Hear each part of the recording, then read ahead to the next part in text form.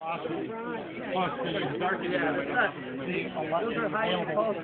destinations are different. Out of Vandenberg, we want a lot of preserving stuff because it goes to the solar, neutral, or actually retrograde. So I am retrograde and solar retrograde.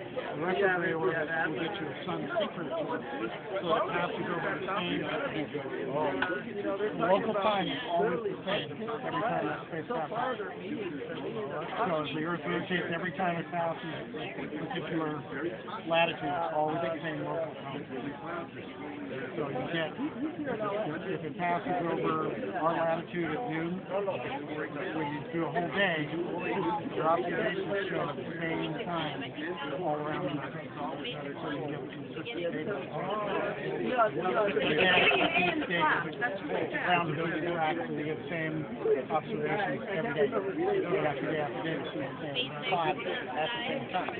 So we use Vandenberg for those, as well as the other four inclinations.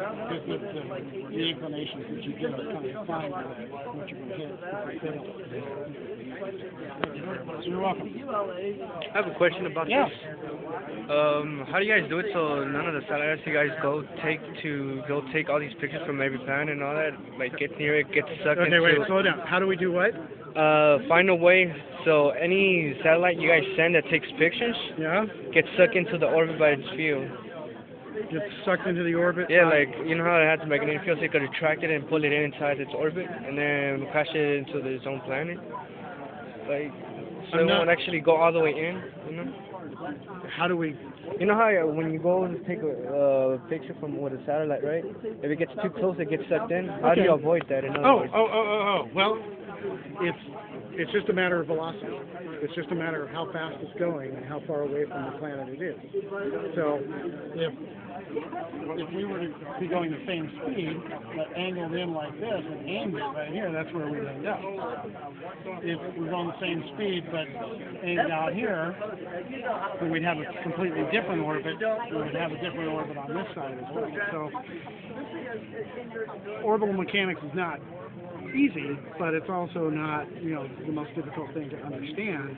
Once you get it into a particular orbit, and it's going to clear the planet every time, it will stay there. And it'll decay because you get, solar wind pressure and stuff like that. But theoretically, once I'm in this orbit, it's going to stay there forever.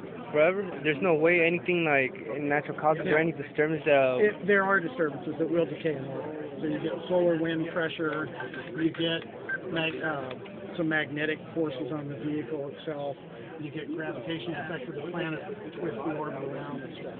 But from a theoretical perspective, once I put a vehicle into a particular orbit, it would stay there indefinitely in the absence of all of those other kinds of effects. So what do you guys do when that actually occurs and it unlines? Like, once you already found that little circle, so you keep following that pattern over and over again, what would you guys do if that thing gets unsynced? Because you know how it has to synchronize, it just keep going over and over. Well, we don't just let it go. We control it. You control it? We have an engine. We have little attitude control thrusters. We can control its spin rate. We can move its orbit around. So we're actively controlling where it's going and what the orbit parameters are. Okay, so in case any solar winds occurs, now that makes it move a little bit. These things are big, right? So the solar wind pressure on those is small, but it's there, and it will cause it to move in its orbit. It will cause it to move throughout the whole transition through the cruise phase as well. So we measure that and correct for it. Okay. Makes sense? Yeah, it makes sense. Okay. I think so. Thank you.